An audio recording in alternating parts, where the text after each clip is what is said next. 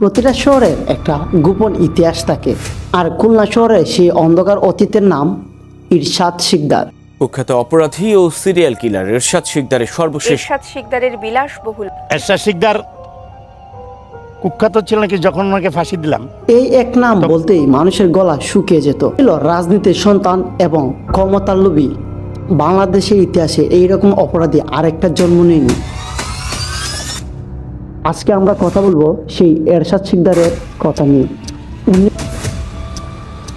1970 দশকে খুলনা এক দরিদ্র যুবক, দিনমজুরের ছেলে, ঘুরে বেড়াতো দিনে রাতে কাজের খুঁজে। একটা সময় এসে সে বুঝে গেছিল এই দেশে বাঁচতে গেলে টাকার চাইতেও ক্ষমতাটা বেশি জরুরি। প্রথমে ছোটোখাটো দালালি থেকে শুরু করে পরে রাজনীতিতে নামে সে। তারপরে শুরু হলো তার ইতিহাস। রাজনীতি আর অপরাধ একই মুদ্রার দুই পৃষ্ঠা হয়ে দাঁড়িয়েছে এবং এরশাদের ক্ষমতা দিন দিন বাড়তে চলেছে। খুলনার প্রতিটি গলি জানতো এরশাদ শিকদারকে। রাত হলেই তার নামে বয় রটাতো খুলনার অলিতে গলিতে। 1980 সালের দিকে খুলনার প্রত্যেকটা অঞ্চলে, বন্দরে, বাজারে অথবা বাসস্ট্যান্ড, রাস্তাঘাটে সব জায়গায় এরশাদ শিকদার নামে চলতো চাঁদাবাজি, টেন্ডারবাজি এবং দুর্নীতি। চুরির, চিন্তায়, ডাকাতি সবকিছুই ছিল এরশাদ শিকদারের হাতে।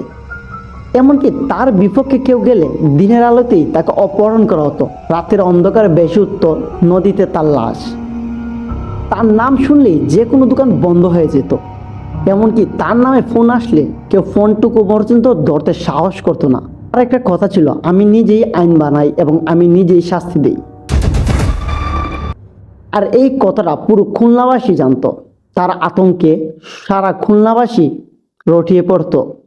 এমনকি খুলনা শহরের প্রতিটি এলাকা জুনে জুনে ভাগ করে দেয় চাঁদাবাজি, টেন্ডারবাজি এবং সন্ত্রাসীদের মধ্যে। খুলনার প্রত্যেকটি অঞ্চলে তার লোক থাকতো। তার ক্ষমতা এবং দুর্নীতি এতটাই চরম পর্যায়ে গেছে, তার বিপক্ষে কেউ কথা বলার সাহসটুকু পর্যন্ত করতে পারে নাই। এর মধ্যে তার উপরে ছিল রাজনৈতিক হাত। এমনকি তার ঘনিষ্ঠ লোকেরও তার কাছে নিরাপদ বোধ করতো না। কেউ যদি তার কথার অবাধ্য হতো তাকে রূপসী নদীতে ভাসিয়ে দিত। দিনের আলোতে অপহরণ, রাতের আলোতে খুন। এটা ছিল এরশাদ শিকদারের নিত্যদিনের খেলা। এবং রাজনৈতিক শক্তিগুলো সবাই জানতো এরশাদ শিকদারকে, কিন্তু কেউ তার বিপক্ষে যাওয়ার সাহসটুকু করে নাই।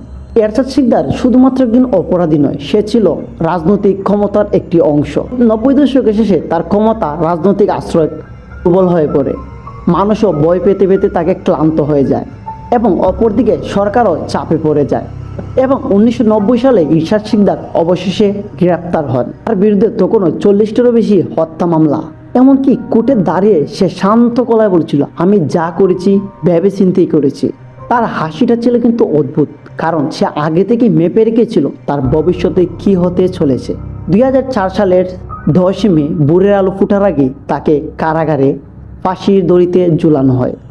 আর এরশাদ শিকদার শেষবারের মতো আকাশের দিকে তাকিয়ে বলেছিল, আমি শুধুই একা মরছি না, আমার মতো আরো অনেক আছে। আর সে কথাটুকু আজও প্রতিধ্বনির মতন বাজে। এরশাদ শিকদারের মৃত্যুর পরে খুলনা স্বাভাবিকভাবে কিছুটা শান্ত হয়ে যায় এবং তার রেখে যাওয়া ভয় এবং ক্ষমতার নেটওয়ার্ক আজও পুরোপুরি মুছে যায়নি। এখন একটা প্রশ্ন থেকে যায়, সে কি প্রথম থেকে এরকম দানব ছিল নাকি সিস্টেম তাকে এইরকম বানিয়েছিল? আমরা এই ভিডিওর সেকেন্ড পার্টে দেখব কিভাবে রাজনৈতিক ভয় এবং ক্ষমতা দেখিয়ে তৈরি করে কিভাবে বাংলাদেশের সবচেয়ে অপরাধ সাম্রাজ্য। আপনারা যদি সেকেন্ড পার্ট দেখার ইন্টারেস্ট থাকে তাহলে অবশ্যই কমেন্ট সেকশনে জানাতে ভুলবেন না।